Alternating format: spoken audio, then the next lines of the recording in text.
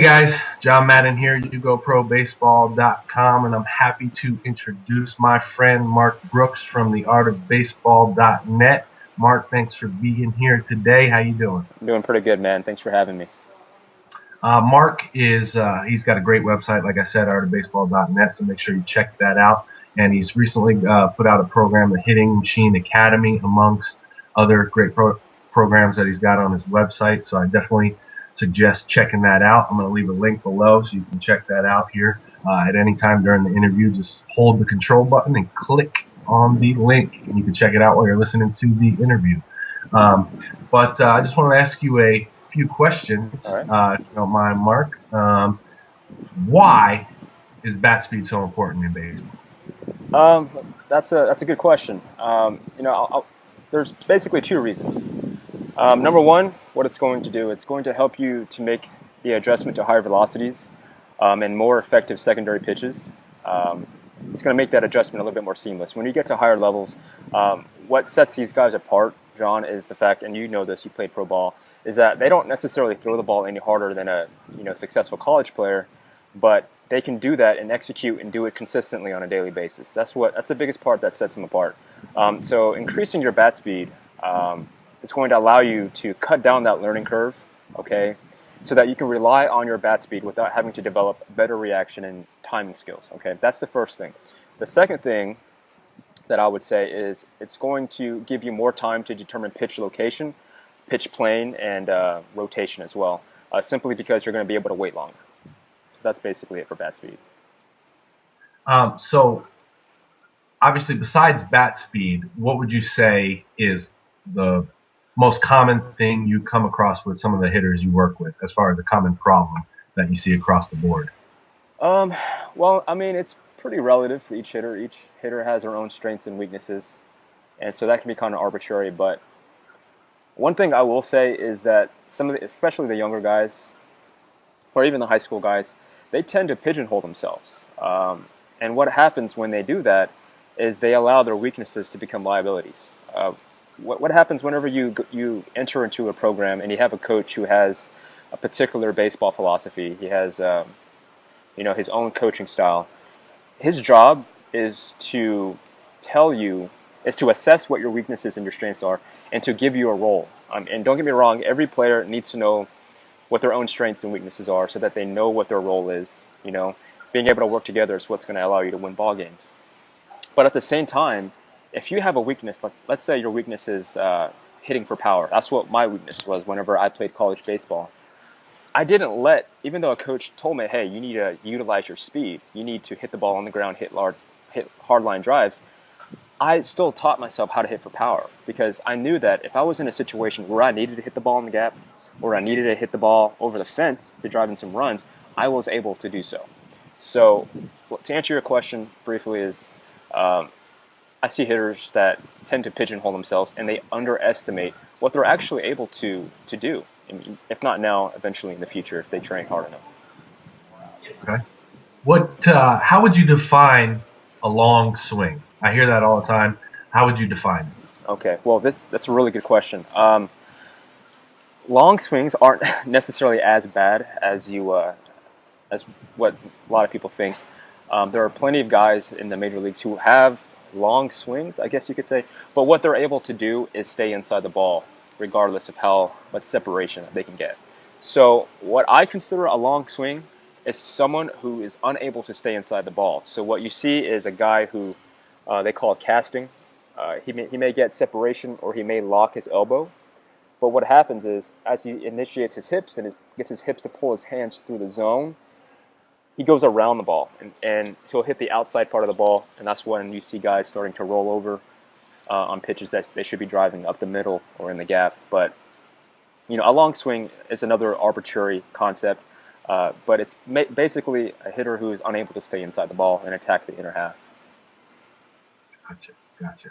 Now, let's say we've got a high school or college age player, and he knows that bat speed is important. He knows that staying inside the baseball is important, and he knows all these things, and he wants to improve on them. Where's a good place for him to start? Number one, I would just say get help. There really is no excuse. The internet, all right, has so much information. I was reading an article a year ago, and the guy from Google said, more information gets shared in the span of 48 hours than the beginning of time in 2003. So the information that's going to help you to become a better ball player is out there. So you need to, if you want to get bad enough, if you want to be a better ball player, you can go out and find the right advice. But you need to get help. And the second thing I would say is find a mentor. Find somebody who has already done it. Okay, someone who's already experienced it. Maybe it's a hitting coach. Maybe it's a guy that's a junior or senior. And spend as much time as you can with them. What I tell some of my guys in the Hitting Machine Academy is, if you see a guy like Bryce Harper or somebody like King Griffey Jr., these guys are talented. I'm not trying to take anything away from them. But I know for a fact that these guys had people that helped streamline their development at an early age, so that they're focusing on things that are going to help them, and they're not focusing on things that they have no business working on. So I would say find somebody who can train you, who can give you the proper advice, so you can avoid the pitfalls that most baseball players fall victim to. The last thing I would say is get a tee, get a bucket of balls, and hit every single day, okay, guys? You have to understand that Major League Baseball, I mean, the chances of you playing Major League Baseball is very slim, but I'm only saying that. I'm not trying to be harsh. I'm trying to help you guys be realistic. But you have to understand that there are guys out there that are training every single day. Take a look at the Dominican Republic. Republican players, I think they're like, 40% of the population within the major leagues. These guys are hungry, and they're playing baseball to basically transcend poverty. They got their family members that are relying on them to become better baseball players. So, and you have to work. You're competing against those guys for playing position. So, I'd say hit every single day, get a bucket of balls, and then find somebody who can help streamline that process of becoming a better ball player. Now, you mentioned the Hitting Machine Academy there a little bit. Would that be a good resource for someone who's looking to start with bat speed or fixing a long swing or staying inside the ball? Yeah, absolutely. We have well over 100 members right now in the online course, and basically what that's going to do, it's going to guide you through the development of becoming a good hitter. And what we use is a principle called the Pareto's principle, the 80-20 rule. Are you familiar with that? Yes. Okay. Well, just for those who are listening who don't know, the 80-20 rule is basically we're going to focus on the 20% of what you do in a swing that gives you 80% of the results that you want. And then we're going to take the 80% of what you do in your swing that only gives you the 20% of the results that you want, and we're going to throw it out. We're going to focus on the bare essentials that are going to make you a better athlete when you step into the box. So, for example, like if you look at our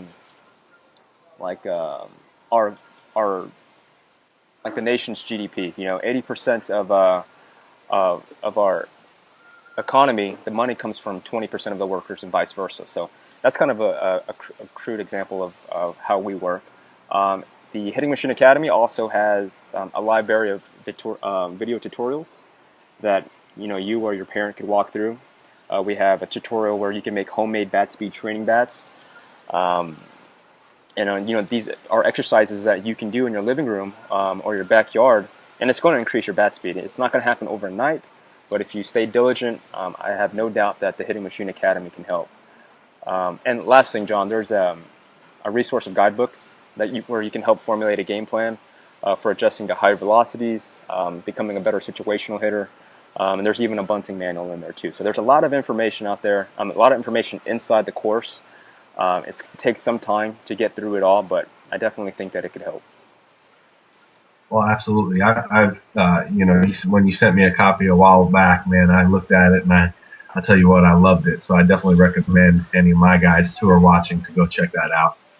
It's definitely a great program, and Mark does a good job explaining everything. It's real easy to learn, and like you said, it's only the important stuff that's going to make you a better baseball player rather than all that little mumbo jumbo fill-in stuff that that a lot of guys get stuck with on their path to success.